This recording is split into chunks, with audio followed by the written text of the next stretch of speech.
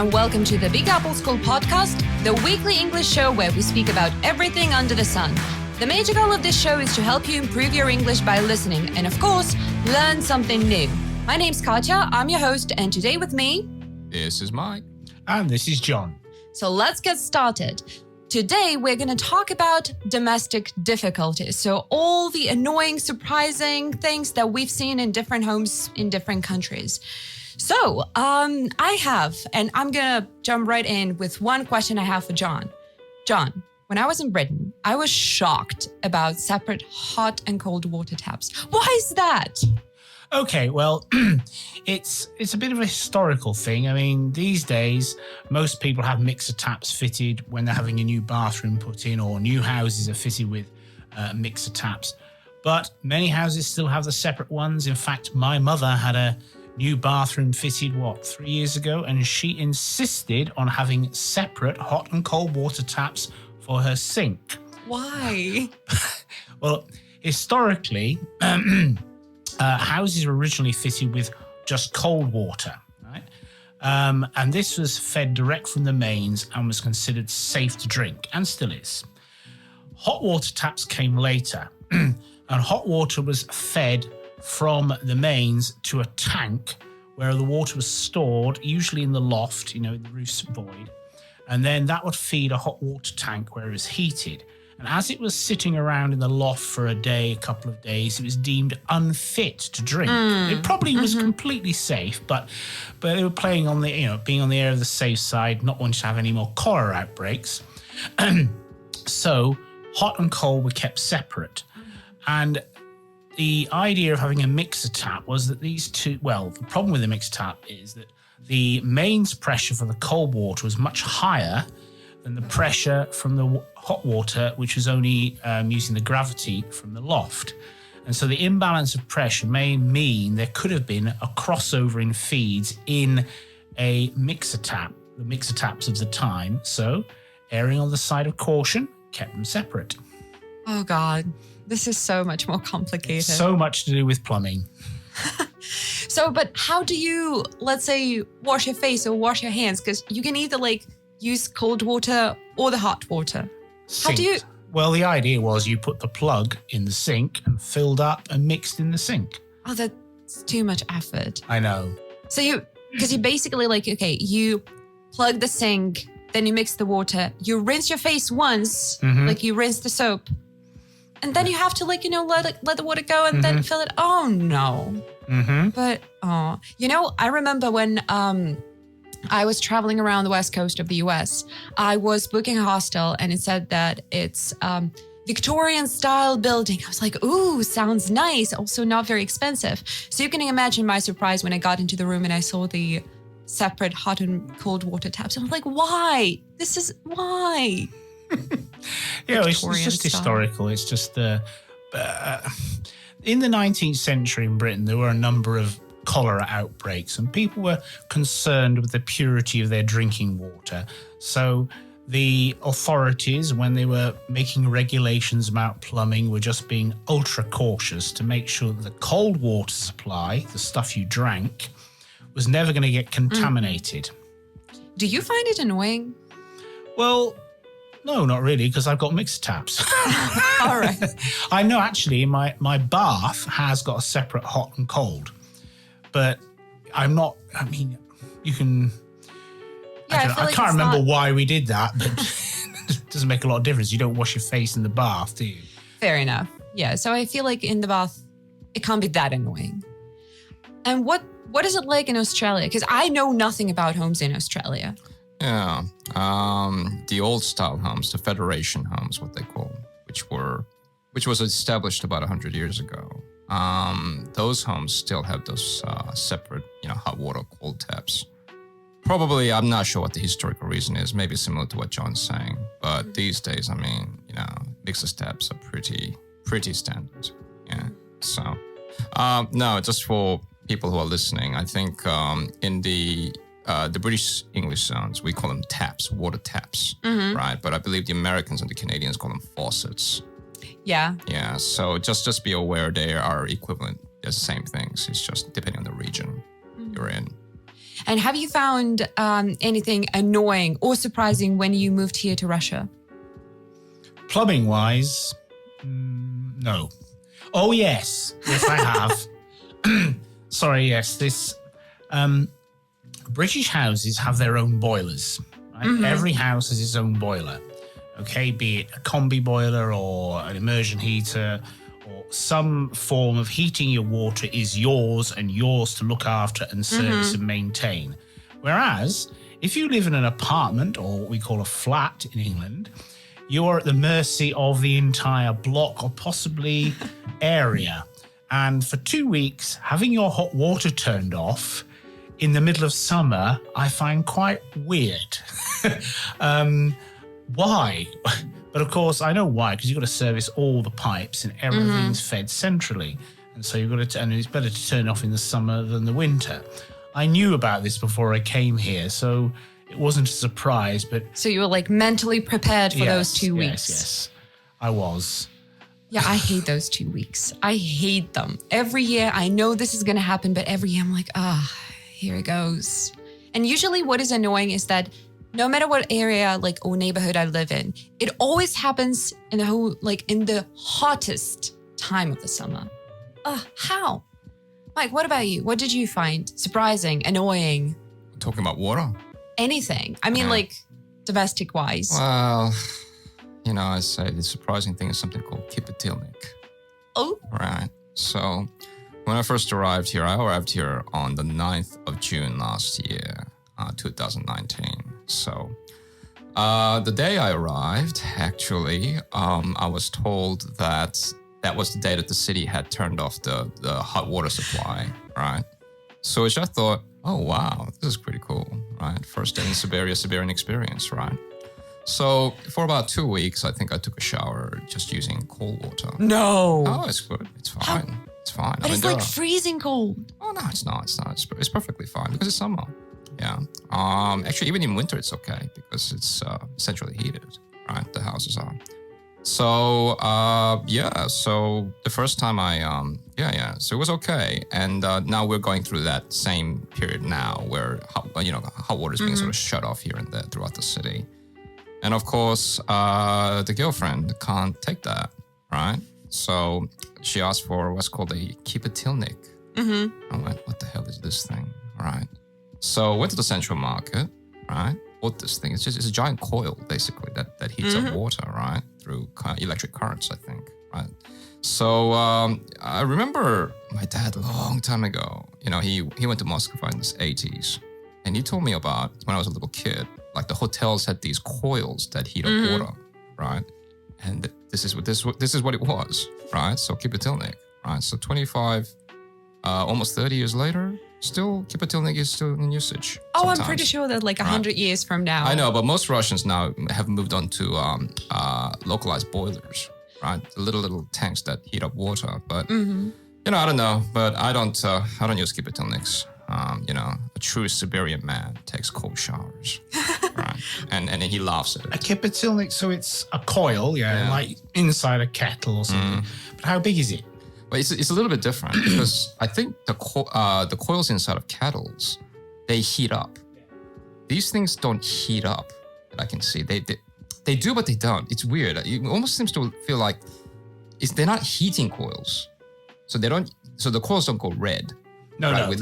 Right, but they emit electrons, I think, and then they introduce them to the water and somehow heat it up. But again, there are those of different sizes, so they can be no bigger than a fist. Let's say if you need to heat up a small amount of water, they can be.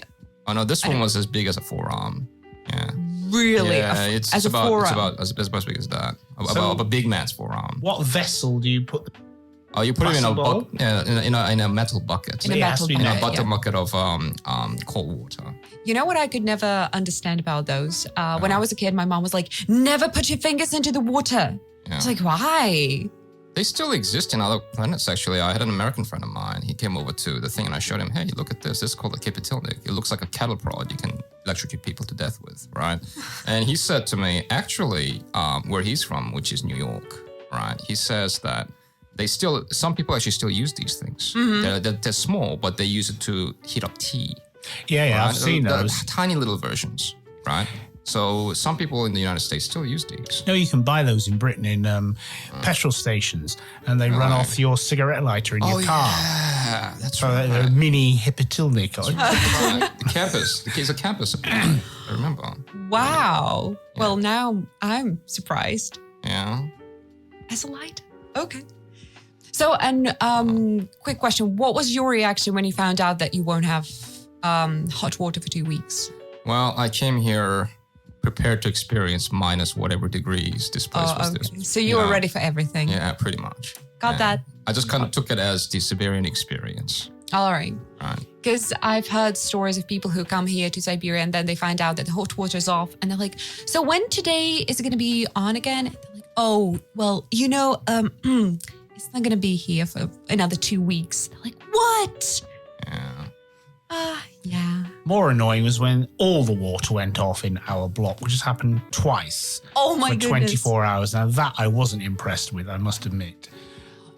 Well, I have to say that it doesn't happen often. It is not supposed to happen often. No, it was just the block. It wasn't the area. It was something to do with the plumbing in the basement. Mm-hmm. I don't know what you guys are talking about because I get those a lot. Really? Yeah. Last year I had about 2 weeks straight no hot water. And then there were intermittent periods, like a day, 24 hours. I must have had at least about 7-8 days. But I 9 mean, days, no 10 water days. at all, like... No, not water at all. Just no hot water. Oh, okay. Oh, so you're talking about no water? I'm talking about none. Oh, okay, well, that's a bit of a problem. A bit. Yeah, right. All right. And what about washing machines? Because again, like I have noticed that they are always placed in different places in the apartment or in a house. Yeah. So what is it like in Australia? Like where are they usually? They're always in the bathrooms. Right? There's a laundry room or a bathroom. It's an actual separate room called laundry room or a bathroom, right? So the thing I noticed, I went to a friend of mine's house yesterday. He recently moved back to Novosibirsk, and I went to his apartment. Nice spiffy apartment. But the thing, what I noticed was really weird was that the washing machine was in the kitchen. Yeah. That was really weird to me. I mean, as far as I know, I had a question to John about it. Because as far as I know, like very often in Britain, the washing machine is in the kitchen because of the small space, I think. Correct, yes. In British homes, most washing machines are in the kitchen. Right. My little apartment here, it's in the kitchen in Russia. Though before, but I believe most times it's in the bathroom. That's quite a good idea. It was novel to me to find the washing machine in the bathroom, but when you think about it, why not? Got all the plumbing in there, so sensible. Why it's in the kitchen in my particular apartment, I don't know. It's right next to the kitchen, so the plumbing just goes straight through the wall, so not a problem there. But the reason why washing machines are in the kitchens in Britain is, you're right, simply the size of houses. Mm-hmm. Yeah, bigger houses have separate laundry rooms, etc. I've seen some American houses where it's not so much a separate room, but like a cupboard of the kitchen. So you open these bifolding doors and there's a huge Maytag washing machine and dryer next to each other. Those top loading things where you can actually get in it yourself, never mind the clothes. They're excellent machines. They last forever, but they're quite crude really, aren't they? They are. Yeah. Whereas in Britain and in Europe, because of the smaller sizes of kitchens, we don't have two machines. You have one. That's why everyone's got automatic washing machines that do the whole cycle. So it's both a washing machine and a dryer? Some of them are, yeah. Oh, that's amazing. Standard. No, well, I mean, depends on the type of a dryer, I guess. Because let's say in here, like most of the washing machines, they are in such a way, they work in such a way that you take out your clothes and they're wet, like a little bit. Yeah. But let's say the dryers that I have used in the US, like you take out your clothes, they're so hot. Yeah, but they ruin clothes. That's why people don't like using them. They're what? They actually ruin clothes. I don't care. Over a period of time, right? So a lot of people don't like using them for that reason. It's like you don't even have to iron them. Well, yeah, I mean, that's the advantage, I guess. But I've always just hung up my laundry outside clothes hangers, so. Well, if you have some space and time. Yeah, also remember, things shrink if you heat them. certain materials. Certain materials do, yeah. So it's a big no-no for some people, right? Mm-hmm. So one thing I found in Russia is that almost top-loading laundry machines are almost non-existent. I'm not seeing one here. No, they do exist because let's say my parents have one. Oh yeah, they do. Because they have a very small bathroom, so the front loader, I think it's called, like it wouldn't just, it wouldn't be possible to place one there. Yeah. So they got the top loader. We call them European style. What do you call the top loaders? No, the one the front loaders. Mm-hmm. Yeah, they're called the European style washing machines, and they are sort of a new addition to Australian life. Really? So all the ones in Australia are top loaders, like in America? They were always top loaders. And what's changed is, of course, that in Sydney and Melbourne, there's been mass urbanization and population growth. So people the houses have got smaller, so the kitchens have got smaller. No, not the houses, apartments. So apartments were not a standard living, sort of thing in Australia when I was a kid. Most people lived in houses in suburbia, right? So what's happened is people are getting more urbanized. So houses started getting replaced by apartments, and apartments had these front-loading European-style laundry machines built in. So when you bought the apartment, it was already there. And the reason, and it had dryers as well. And the reason for that is what they found is that people used to hang up their laundry outside on the balconies. Even though they had a dryer. That actually made the apartments look ugly, and therefore the property value used to come down. So instead, they said, we'll give you a dryer, put it in that, and don't hang it on the balcony. Right? Wow. I mean, it's business, right? It's interesting because, again, with the washing machines, it's like every time you talk about washing machines with somebody in Russia, it's like a heated debate, whether it should be in the kitchen or in the bathroom. I feel like most people say it should be in the bathroom, but then again... Well, do you want your kitchen smelling like, what do you call it, detergent? But then what if your bathroom is too small for a washing machine? Well, then the necessity dictates where it should go, right? But I mean, ideally, we're looking at something, I would, and that is something that surprised me when I went to the US, because I would expect to see a washing machine in the apartment, but it was never there because it was in the basement, like always in the basement. And usually it would be like, so you had to insert some coins to do the washing. Come on. Yeah, the coin op. Yeah, Americans are horrified that Europeans and British people have their washing machines in kitchens. They think it's very unhygienic, apparently. I think so too. That's what I felt when I saw it yesterday at the apartment. I went, why is your washing machine in the kitchen? But I think that's because the top-loading American style, quite, if you like, old-fashioned to Europeanized machines requires you to spend a lot of time taking the clothes in and out, moving between dryers and that. Whereas a European one, you throw it in there, shut the door and forget about it until it's done.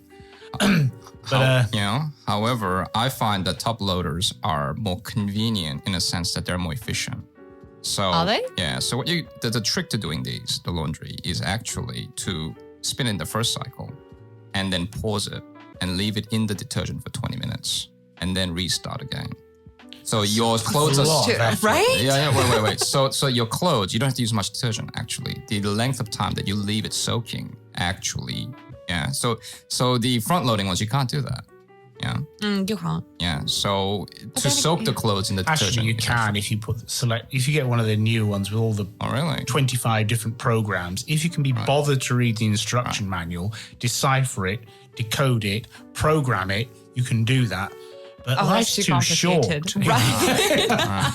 That's why automatic washing machines were invented to replace twin tubs and top loaders and standing in front of the thing for hours on end and dragging it down the laundrette. The drying thing in Russia is interesting though, because I've not seen many tumble dryers. And of course, as you said, okay, the washing comes out of the washing machine and it's still damp, so you've got to dry it, okay? So in summer, you've got your balcony. Every Russian's got a balcony, and outside goes the dryer, and it sits on that. Perfect. But winter, put the washing on the balcony, and what happens? Oh, it's going to freeze. But then again, not everybody can do that. Let's say I do have a balcony. I cannot hang my clothes there just because I live on a central street, so it's going to be like, covered with dust. Ah, I see. So I can't do that. So where do you dry it then? I have a drying rack. Yeah, but like, inside the flat. Inside the flat. Yeah, right near the heating, we call that thing. The wall heaters. Radiator. Or battery. yeah, radiator or battery in here. Oh yeah, just one thing. People who are listening, battery. We don't call those batteries. Radiators. Yeah, radiators. Right. Speaking of, what's the heating situation like in Britain and in Australia? They don't need any. You first. Yeah, no, we don't need any, to be honest. They need air conditioning, don't they? Yeah, pretty much. But the air conditioning is actually a very, very power efficient heater. Well, most people don't know this. In here, that you can actually use your air conditioning is when you use it as a heater, as a heating source, it's actually one of the most power efficient devices you can use. Right? Convection, I think that's the way it works. Maybe I don't know, but yeah, generally the winters in Australia in the two big cities, which half the population lives in, it's plus 15 degrees in the winter. But what about let's say humidity and whatnot? So do you use anything to like heaters, I don't know, electric blankets or something like that to keep yourself warm? Yeah, people do use those if they're cold, right? But generally, no, because Australia also has a lot of wool. Yeah, so they produce a lot of wool. So you just put on a wool jacket, all right, wool jumper, and then wool pants, and then you're good to go, pretty much. And you look like a sheep. Yeah, wool is highly valued because, wool is the only clothing that apparently keeps you warm when you're wet. So they say, wool is like holy, but then. I'm doing the math in my head, like how much you're saving on heating. Well, I've had girlfriends who get cold very easily, right? Because they tend to be thin girls, so not a lot of fat, right? They always get cold and they always want to put up some heater or something, like they usually like those, like heating rod heaters. So they turn red and they get hot and you sit in front of it. A very inefficient way to heat a room, but that's the way they do it. So if they wish to do that, they do that. I don't. All right. What about Britain? Well, as you can imagine, we need heating in winter. I bet you do. We do. The further north you go, the more you need it.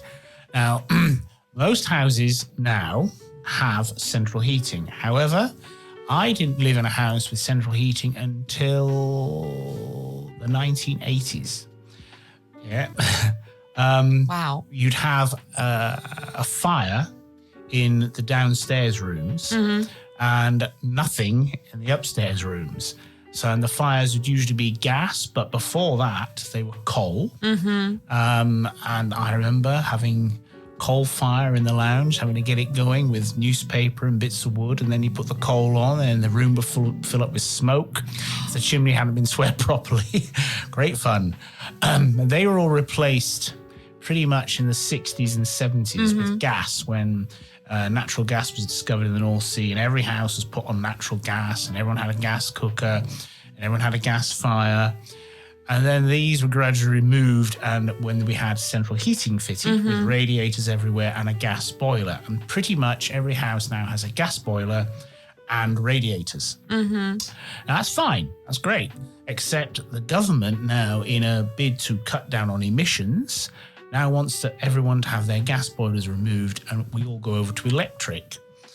Gas boilers cost about £5,000. I've just put a new one in 2 years ago, so the government can whistle. That's staying there for the next 20 years. 5,000. Yeah.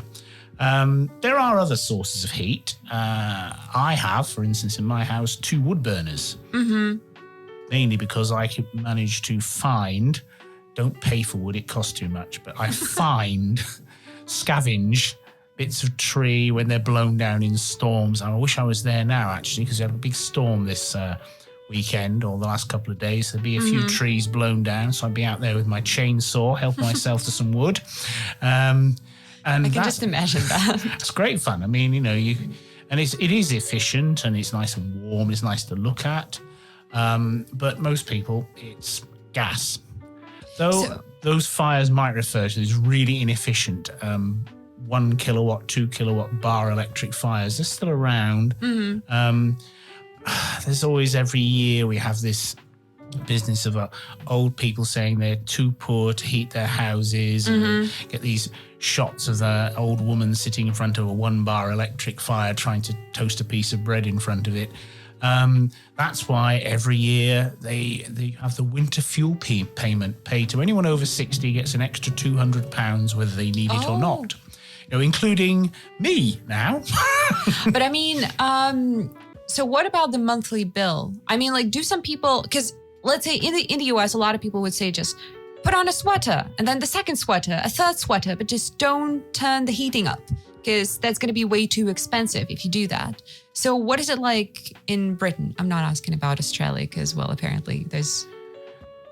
Well, yeah, I'm afraid in Britain people do overheat their houses. They have their central heating thermostat turned up at 23, 24, which is totally unnecessary. It should be down at 18 and 19 to be healthy. And if you get a bit chilly, put a cardigan on. Why not? That would be the sense, but people don't, I'm afraid. I remember when I was 3 years ago, when I was in Boston, that was one of the coldest winters within the last 100 years. So when we had the thermostat at 18 or 19, but still, there were 7 of us. It was a 3-story building, so there were 7 of us renting rooms. The monthly bill for the heating was about $800. And it was like at the 18. And then a funny story time. So in December, we all left, somebody left for home. I went traveling, so there was no one in the building. So our landlord, love him, he turned the heating down to 13 degrees in the coldest winter within the last 100 years for a month. I came back from holiday. I was the only one there. My friend was staying with me. She came with me. I found sheet of ice in my bathtub. So I turned the heating up to like 23 just so the house would, warm up a little bit. Several hours later, we decided to start a washing machine. So half an hour after we did that, I had a splash. I was like, is there water somewhere? I ran to the basement and I found out that the pipes have broken out. So I didn't know what to do. I was panicking. I was like, there was water everywhere. And we had those huge, recycling trash cans. They're big. It got filled up with water within 50 seconds. And I was thinking what am I going to do with it? So I just poured it all out to the backyard. I was like, no one's there anyway. And I didn't think of anything better than call 911. So they came, they stopped the water, they called the water department, they came in. But the thing is that they have no right to do anything inside the house. They can only check everything outside. And they said, okay, look, everything's fine outside. So, which means that there's something wrong with the house. So I couldn't use the water for, let's say 3 days. So I had to call my landlord, shout at him and threat to sue him if he doesn't find a room for me to stay in. And he only did that when I, again, threatened to sue him. So you didn't know where the stopcock was then? No. No. But then again, no. I didn't know anything about that house. You should always know where the stopcock is and you have to turn the water off, the supply in your house, just in case something like that happens. Where is it? Well, mine's under the sink. I mean, I know where that is in my apartment in Russia. Mm-hmm. But in that huge house, no, I had no idea where that was. Wait, so explain to me this stopcock. Yeah, it is basically a valve that turns off the water supply into your house. You'll have one pipe supplying water into your building, right? And all other pipes will come away from that pipe and it'll supply a tank for hot water or a combi boiler if it's that sort of system. But there's one valve, you turn it off and no more water will come into your building. Mm-hmm. So and it also supplies the water to the radiators as well, ultimately. So in every apartment. Mm-hmm. No, that's different. If you're in an apartment building, I don't know. Right. You'll probably have a stopcock. It's actually outside. I saw it. The valves. Okay. Yeah. Mm-hmm. So, but it's near the elevators and stuff. Uh-huh. No, that depends. That depends on the building. So very often it is inside, in the bathroom. Yeah, see, if you were living in Boston, was it an old brownstone or something like that? No. No, it was a modern thing. So if it was an old brownstone, which was originally a house, you'd probably have one stopcock somewhere in the basement. But if it's a modern apartment, you might have several, one for each flat. I don't know. Right. Well, yeah, I did not know that. One student here told me a story. You know how in Russia they have these big coiled towel drying. Oh, yeah. Oh, yeah, great. I think they're fantastic. I think they're fantastic too. I didn't know what the hell they were when I first came. Wait, you don't have those? No, not in Australia. We do have heated radiators, yeah, but not towel rails. but not the towel Not that rails. sort of shape. No, not something that's centrally heated like that. okay. But we don't have them.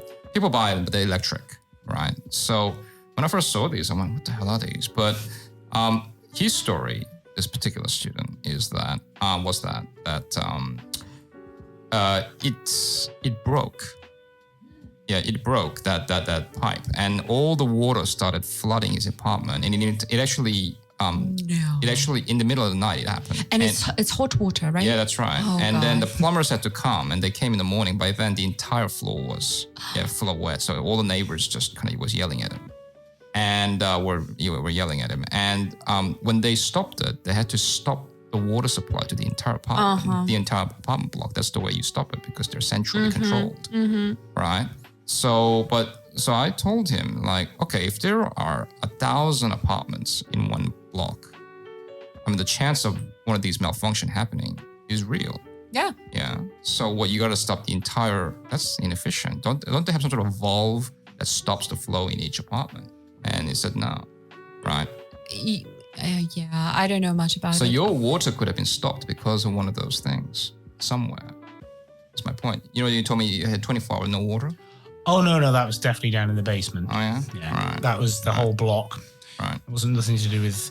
No, I know you mean the little valves are operated by a screwdriver that can just turn off, isolate individual radiators or supply just to the toilet system, for instance.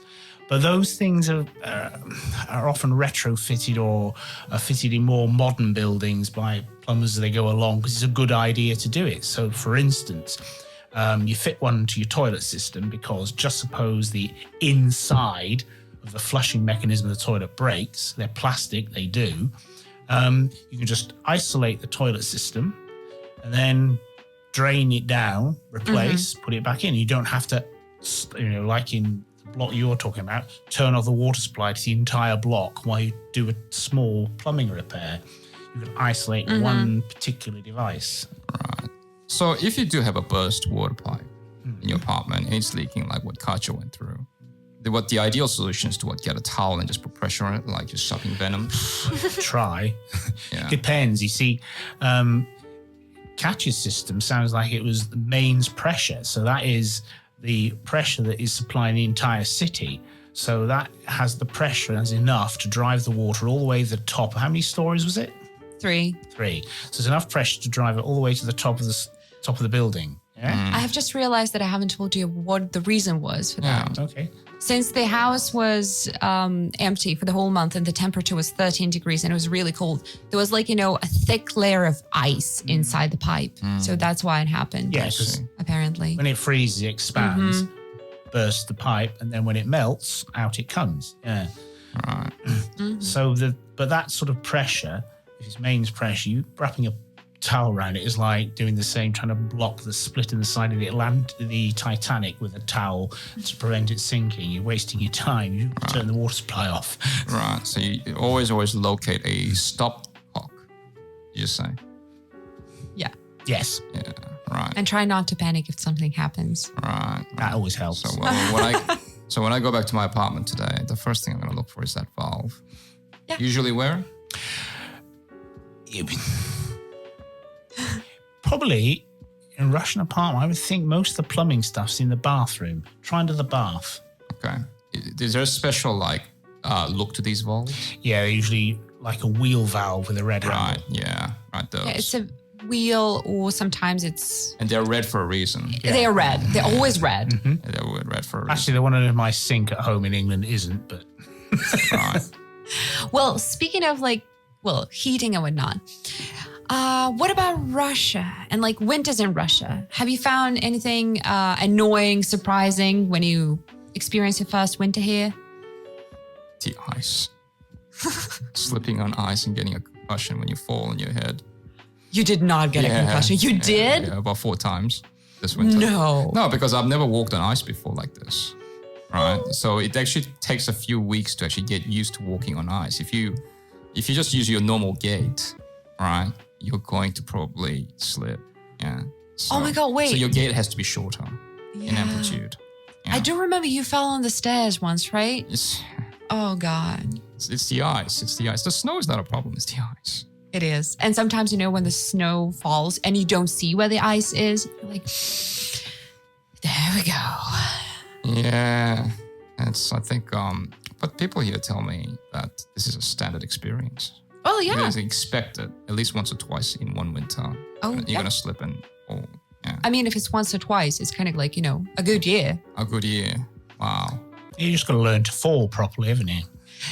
That is also true. Well, I do know how to fall properly, but in the heat of the moment when it happens, it happens in microseconds.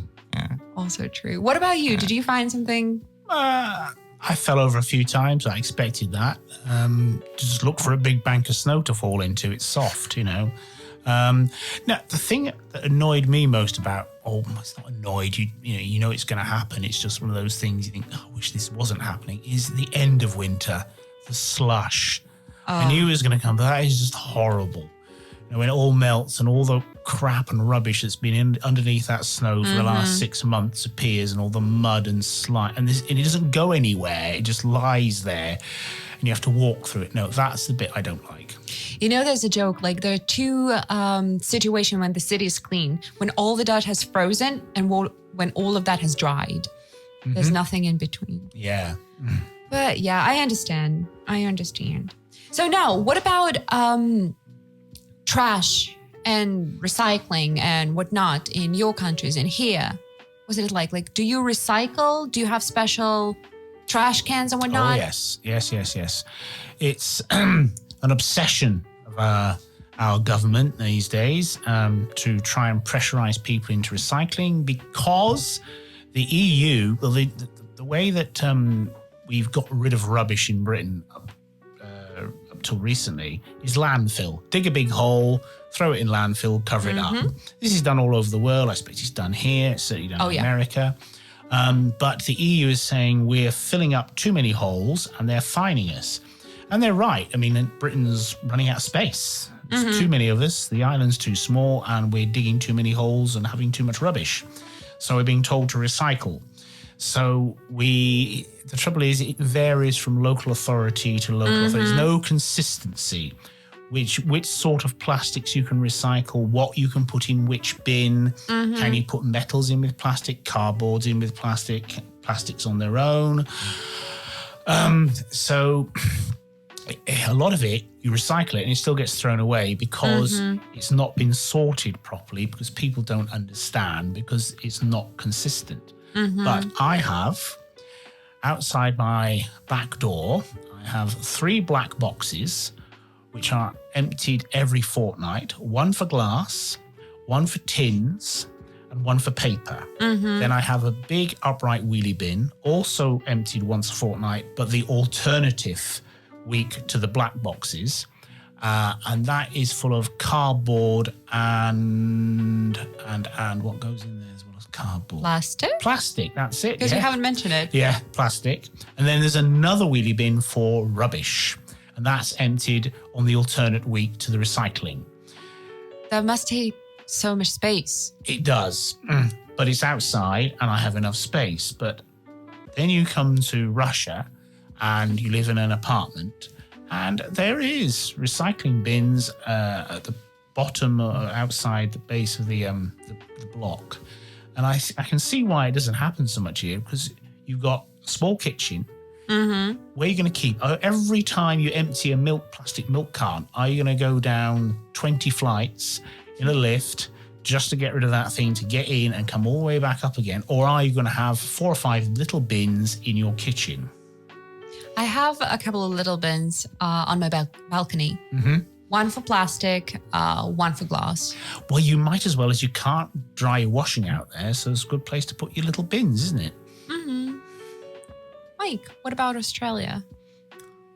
I would say The one national value of Australia that everybody can agree with is environmentalism, right? Regardless of what religion, what ethnicity, what age you are, right? So Australians are hardcore environmentalists. I can't think of one Australian who would say, screw the environment. Yeah, I'll just do what I want. That's just, yeah. But anyway, so when I first came here, after the first month, some Russians asked me, what do you miss about back home, right? And I said, actually, absolutely nothing except one thing, recycling. I want to recycle. But there doesn't seem to be any infrastructure for it, right? In Russia, if you want to recycle, you need to take so much effort to do this. You need to find, the trash cans for that. Right. So there's sort of a universal color for recycling, red, yellow, blue, or red, yellow, green, right? The only time I've seen those colors on bins was actually at the Grand Central Station here. They have them, but they're tiny. But I'm told that actually they all go to the same pile in the end anyway. Yeah. Well, it doesn't matter if you put it in the yellow or the green or whatever. It doesn't. Depends on the place, actually. So if you see those trash cans, let's say at the train stations or just like tiny ones in shopping malls, usually yes, they do end up in one landfill. But if you ever noticed, bright yellow metal container which said Arctic on it, then those have in there you can put plastic, and usually there's some kind of like a picture what types of plastic you can put in there, and those go straight to the recycling factory. I'll ask you a question. Is that landfill here or land pile? Those are two different things. There are, mostly it's land pile, but there are a couple of landfills, I think. Right. So landfill can be covered, and the land on top of that can be used to build stadiums and these sort of. You can actually build infrastructure on top of it. They're actually pretty. It's mostly land piles. Pretty stiff. But I heard that in Russia it's land pile, which as you can imagine, how can you reuse that, right? But then again, Russia doesn't have any problem with space, right? Well, up to a point. Forever, I think. I mean, look, if you live like close to the center, right? So probably you haven't noticed that. But in the summer, very often, like people who live in the outskirts, they come outside, they feel they see the smoke, and they can, smell, this terrible smell of a smoke. Is that from the? That is from the land piles. This is the thing, every now and then, once a month, twice a month, you'll smell this pig farm smell. Right? That is coming from a pig farm. That is big. So, but there are so many urban myths. I asked the Russians about Novosibirsk people about this, and they all give me different answers. Some say it's a pig farm near Burgenskaya, Russia. Some say it's like some pig manure that's coming in from Novokutynsk. Some people say it's all very different. Some say it's from a chemical factory. Right. We can talk about it after the podcast, because I know a person who did a lot of investigation into that. Yeah, they really should, because there's so many urban myths about this. There are. So, but yeah, with recycling, it is a problem, because the thing is that, let's say I try to recycle. I have one of those like trash cans for recycling in next to my building. So I usually like rinse the plastic whatever containers and throw them away. But everyone around me thinks I'm crazy. They're like, what are you doing? Are you rinsing that? Recycling? Like, come on, be realistic. I'm like, no, I want to be optimistic. It starts with a small step. Like, yes, baby steps, but still. So, yeah. Well, there is a serious problem with waste culture here. I would argue that. If I look at just the amount of plastic usage here, it's phenomenal. Like just plastic is everywhere, and everything is done in plastic, right? And just the amount of plastic that's generated, if I look at like the rubbish bins near my apartment block, it's pretty amazing, right? I don't know, maybe Russia has so much petroleum they can just produce plastic constantly, possibly. But what do you do with that? It's the half-life of those things are long. Yeah, so. All right, yeah. I still have a question about, one last actually. Pests. Have you ever had pests, and what did you do to get rid of them? And what were they? Wasps. Oh, what do you do with them? Because we have several wasp nests at my parents' place, like in the outskirts of the city. We use acetone. I don my double thick overalls, my anti-flash hood gloves, my plastic visor, and I go up there with a aerosol, find the nest, and spray the aerosol at the nest, which coats it in a white foam and it seals them in, and that's the end of them. Okay. All right.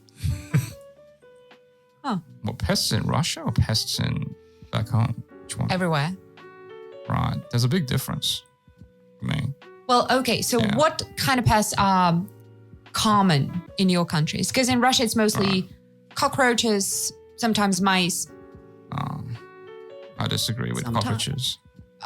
Really? Yeah. Well, you are a lucky one, sir. Yeah, because in Australia, it's one of the things I actually started missing when I first came here. What, cockroaches? Yeah. Because in No, Australia, if you really? live in a house, it doesn't matter how clean your house is. It's got nothing to do with that.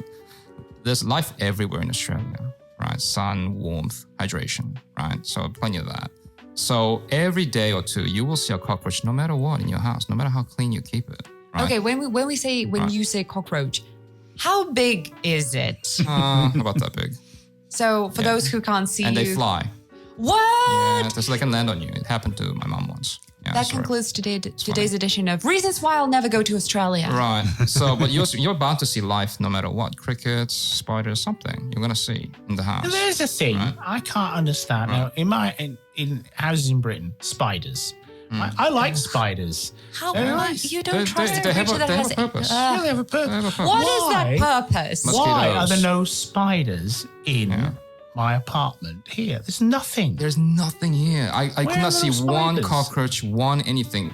So in the summer, Say I'm thank quite you. pleased about the no, cockroach. it's weird. It is Spiders weird. are normal to have the old spider around. There's very little life in Novosibirsk, actually, aside from humans. That's what I figure. But Plenty of rats. But in the summer, every now and then you will see some flying insects come through your window. Yeah. But because I live 22 stories up, the wind force is very, Oh yeah, large so here. you don't have those. So the ones who make it up to 22 floors are the champion insects, right? So these champs make it through the window, and I don't want to kill them, right? Because they're the alphas of their species, right? So last time I saw a bloody like a moth come in, and I was like, oh my god, a moth! How are you? You can move to like the 5th floor. You'll have plenty of those. Yes, Yeah. I live on 6, and yes, you get plenty of those, and you should eradicate them as fast as possible because they'll eat your clothes. Yeah, well, but either way, I just find that the lack of cockroaches and rats and mice and possums and whatever you name it, for the first few months was really eerie. There's almost no life like in the apartment, right? It was strange, and I tell That's these amazing. And I tell this to love people, that. and people were like, "Well, that's weird. Why would you want cockroaches?" I'm saying you're gonna see a cockroach or two a week, no matter what, in Australia. If you Wow. live, right? I mean, I'm so used to not seeing any kind of life in my apartment. Yeah. So when I was living in a student residence in Wellesley, so it's an old building, it's like 100 years old, but I only saw the, oh God, how do you call those creatures that have like way too many legs, like 100 of them? Oh, Centipedes. centipede. Centipedes, yes. So I saw those a lot because it's like, because of the humidity. How big was it? Depends. It varied from like 5 to 20 centimeters. Oh, a big one. Mm-hmm. So, Pretty cute. Yeah. but I mean, they're harmless. But then once I saw something moving in my room, I jumped outside, out of my bed, went to the hall, and I saw someone like, "Hey, how brave are you?" And the girl's like, "Who's in your room?" I'm like, "I don't know. This is something scary." She told me that was a cockroach. I'm like, "There's no way this monster is a cockroach," because it was like big. It was like 7 centimeters, 8 centimeters. It's a standard size for a cockroach. No, not for Russia. In here, they're like 2, Oh, 3, really? 2, 3 centimeters max. right. They're like tiny. Right. You can kill them. Like, hit them with a slipper, they're dead. Don't do that. Yeah. Because when you kill a cockroach, if you do it that way, the eggs fly out sideways and they just breed. You should kill them with chemicals only. Yeah. Don't squash them. Yeah. Okay. Yeah. So. I mean, if it's just, I don't know. If that's just one, it's like tiny. But in the US, for example, I'm like, there's no way you can kill this. And the thing is that very often they don't even die if you like spray some chemicals on them. So what the girl did, well, she saved me. She caught it and just flushed it down the toilet. So it went traveling. One thing I noticed here, Russians, when they eat something like a packet of chips, they don't put them into plastic containers and store them, right? And I was wondering, why is it? They just put them in the cupboard, but they just leave it outside, right? And I was wondering, why do you do that? Because I bought a lot of plastic containers the first thing I arrived here to put food. And they thought I was weird putting things in plastic containers, breads and whatnot, right? And I realized why they don't do them here. Because There's no cockroaches. Yeah. There are no ants. You leave something outside in Australia, right, in the kitchen. I will guarantee you within 24 hours, there'll be an army of dinner party There will in be your an fridge. army of ants that are going to come and eat that sugary thing that you left on the kitchen. Oh. Bench top. Yeah. Yeah. So that's why you got to cover it with plastic containers or glass or whatever, right? Yeah, you but can leave strangely enough, when I first went into the apartment, I opened the cupboard and there were like 20 glass jars, right? And I thought, who the hell leaves 20 glass jars for a new tenant, right? But then I went to the central market and I saw all these pickled things, pickled everything, right? And I realized, they wanted me to pickle, right? Right, I get it now, right? Have you pickled? No. Why not? Well, You want to become Yeah. like a true Russian, as you said, true Russian experience? You should do that. the only thing I want to try pickling is a watermelon. No, why? Why would you pickle a watermelon? Because I had never seen pickled watermelon until I came here. Right? I've not seen... What? I haven't seen it. No, neither have I. Pickled watermelon. Central Market, go there. They have an entire... Apparently, you can see all sorts of things They have a there. huge jar with half a watermelon actually pickled, or an entire watermelon pickled. You see it. Okay. Yeah. Doesn't sound like something I would like to try. No, I'd rather eat them fresh, thank you. Oh, God. Okay. Well, guys, thank you so much. That was the Big Apple School podcast. And today we discussed domestic difficulties, surprising things that we have in our houses and that you guys experience here in Russia. We discussed washing machines, heating, recycling, trash, pests, all the things you can think of. So thank you for listening. And remember, if you struggle to understand our conversation, you're always welcome to our website, which is bigappleschool.com/podcast, where you can find full scripts of each episode. You can read them while listening. Isn't it cool? Also, if you want to get more content which will help you learn English, you can follow us on social media, which is Instagram, VK, Telegram, YouTube, everything. Just search our name again, Big Apple School. And that was Katya, and my guests for today were Mike. And John. Stay tuned, and I'll see you around. See you around. Bye.